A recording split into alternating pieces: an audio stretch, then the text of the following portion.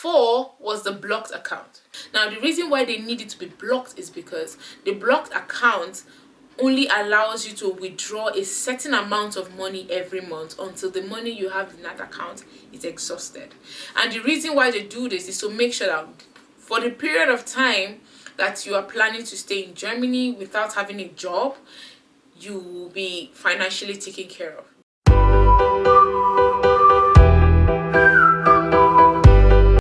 Hi guys, and welcome back to my channel. My name is Esther Ndubueze and you're welcome to Queen Esther's Diaries.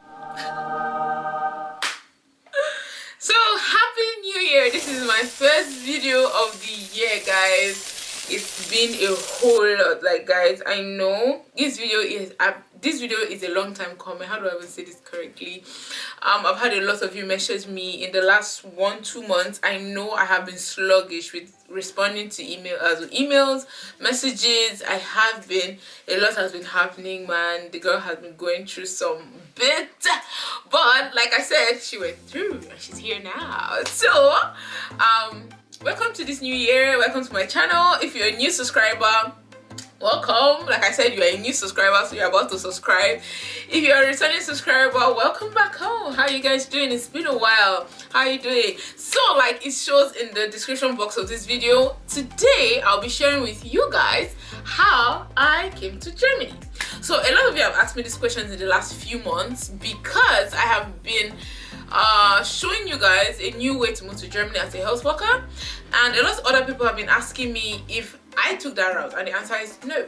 The reason being, at the time I moved to Germany, that route wasn't available yet. So I am offering it to you now. It's available because I believe and I see that it's actually a much easier route to take if you want to move to Germany, right? And yes, if you're watching this video and you have registered under the Gesundheit Personalnet, I have a little disclaimer at the end of this video, so let's wait for it, okay?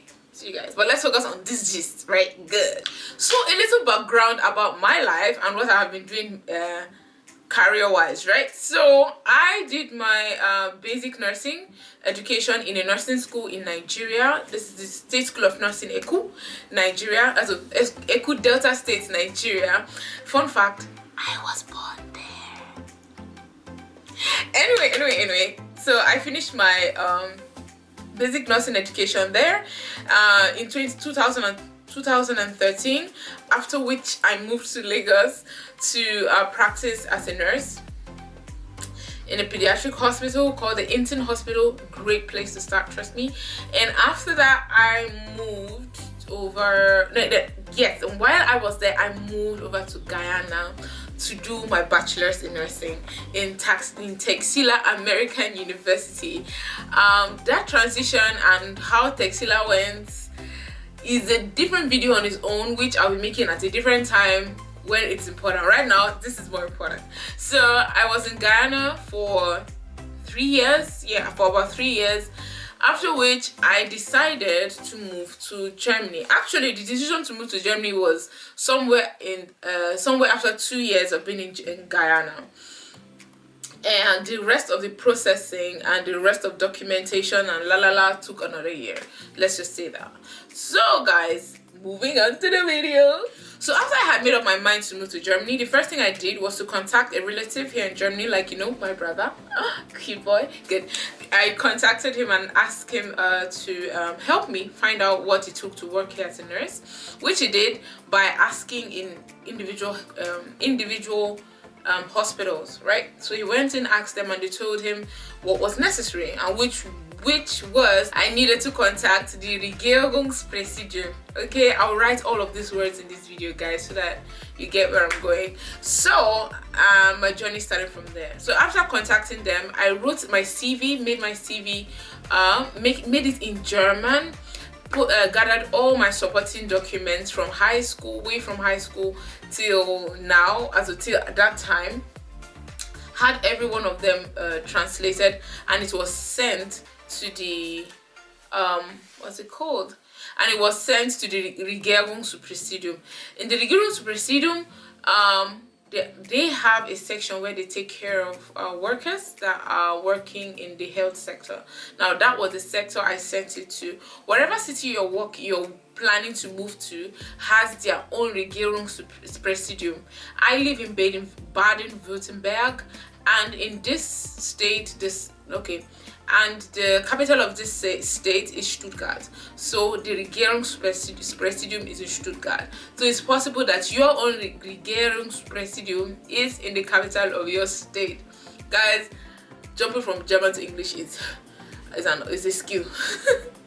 So guys, it's a skill. So after which I contacted them. Contacting them means that I got all my documents translated first. Okay, so got my CV translated, got all my documents translated. To translate your documents, you will need to contact an authorized or notarized translator in Germany to do that translation for you, after which they will stamp it with their own stamping. So you can't just do it over any of those websites. I know there's what they call DeepL, where you can easily translate documents. Yes, you can do that for your own sake, but if you need it to be accepted and recognized in Germany in the Regierungspräsidium, you need to use a certified translator.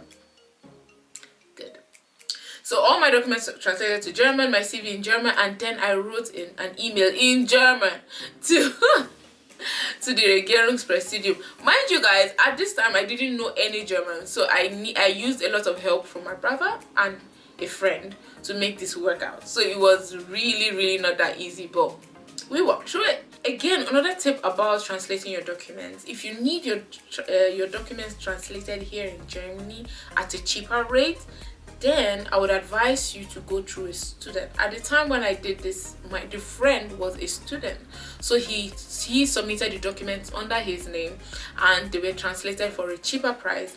And even in addition to that, he was given a second extra copy, which I now have in my stuff. So if I ever need to use those documents again, the translation of those documents again, I have a copy of them. After which, like I said, I sent all of these documents to the Regierungspräsidium per surface mail. So you send them in an envelope through a courier service to them, writing the correct address. If you want to do this, I would advise you to visit the website and check out what address you should use for the state and the city you are going to be applying to. I cannot answer that question right now for everybody. I can't even answer that question currently for my own city, because that will mean a lot of research and a lot of phone calls, which are for the last few months I've tried and it hasn't been going through. An email I got like months ago told me that it's possible that I might not get anyone on phone because they are really busy. They are very busy for a while now. They've been very busy. So that's the reason why I've not gotten any reply on that. So I can't really help you pertaining to that now. But I urge you to research it, browse the city you are moving in, make calls, and find out where you need to send this document to. Better still, if you have somebody in this country, if you have a family member, you could ask them to help you bridge that gap. So all documents were sent. A copy of all translated documents, not originals, all translated documents were sent to the Regierungspräsidium. A copy of my CV was sent to the Regierungspräsidium, and an email was written to acknowledge that this was sent for so and so reason. Okay, and mind you guys, the process of Anerkennung, which is what we call the recognition, this process takes up to 3 to 4 months, so you have to take a lot of patience with you. Okay, so this takes a while, and during this time it is okay if you could write emails back and forth to make sure that your stuff is going and find out the status of your application. That makes a lot of sense. You can do that, but mind you, your emails have to be written in German. If they are written in English, they might not get any audience. So after this 4-month period, after this 3-month period, I received a reply. Please, sorry for that noise. I received a reply from the Regierungspräsidium stating that they have seen my documents and they've analyzed it and compared it with the German system, and according to what I had in my documents, they were able to outline the areas of specialty that I needed to get more experience at. In my own case, I was given 4 months. I was given 2 choices. Either I wrote an exam after a 6 months learning period, or I did a 4-month practical time, and that will be enough for me to start working in the clinical section as a nurse. And like most of you already know, I chose the practical section because I didn't know any German. So it wouldn't make any sense to start attending classes in German to write an exam in German in 6 months. Like, I didn't know any German. All I knew was probably 1 to 10 in German. So it didn't make sense for me to choose that. Alongside with that, I was also asked to get a B2 certificate in German language. If you watched my video about learning German, I'm going to put a link up here about learning German. If you've seen it, then you will know that in learning German, there is the A, B, and C level. So I was asked that I needed just the B2 level, which is the highest level in the B, which I did. So in order to fulfill the requirements for the B2 level, I knew that I was not able to do German courses outside of Germany, at least in South America at that time. So what I did was to pay for a school. Yes, I contacted a German school here in Germany, and I paid upfront for my lessons from A1, which is the lowest level, to the B2 level, which they replied me with a letter showing that, stating that I had paid for that school, stating that they are inviting me to Germany to come and learn the language for the courses I have paid for. Okay, guys. Now the next step I took in my time was to go and apply for a visa. Now, to apply for a visa, I applied for the language visa. The language visa is a visa that allows you to move into the country for the purpose of learning a language, but that visa also has a clause that allows you to stay back and become a job seeker or search for a job after learning the language. In my own time, there were just few, or I can name few important documents that I was told to get. So one of them was the invitation letter from the language school where I was going to learn the language, remember? Secondly was a reply from the Regierungspräsidium saying that they had received my documents, they have looked into it, and that they think or they believe that I can move over to the country and start practicing as a nurse. 4 was the blocked account. So a blocked account is an account you create with a bank here in Germany, where which you transfer a certain amount of money, usually stated by the German embassy where you're coming from, somewhere between 8,000 and 10,000 euros, which you will have to pay into that account. That account belongs to you anyways. Now the reason why they need it to be blocked is because the blocked account only allows you to withdraw a certain amount of money every month until the money you have in that account is exhausted. And the reason why they do this is to make sure that for the period of time that you are planning to stay in Germany without having a job, you will be financially taken care of, because the country or the state is not willing to take up your living responsibilities, or they don't want to have to pay for social welfare and all of that. Another thing I needed to submit was a proof of accommodation. In my own case, because my brother wasn't living in the city where the language school is, what we did was to ask the language school to help us find an apartment, which they did, and they sent us the proof of it. And with that proof, I was able to prove to the German embassy that yes, I have an apartment waiting for me when I move to Germany. And last but not the least was a motivation letter. A motivation letter. This motivation letter is usually headed weil ich in Deutschland. Nee. Was Deutschland? Nee. Warum? Genau. Sorry guys. Warum ich in Baden-Württemberg arbeiten möchte. Okay, remember, while you're already applying for your language visa, you are already supposed to know what city you are moving to. So the question that this motivation letter answers is why I want to work in this state, or the state that I have chosen.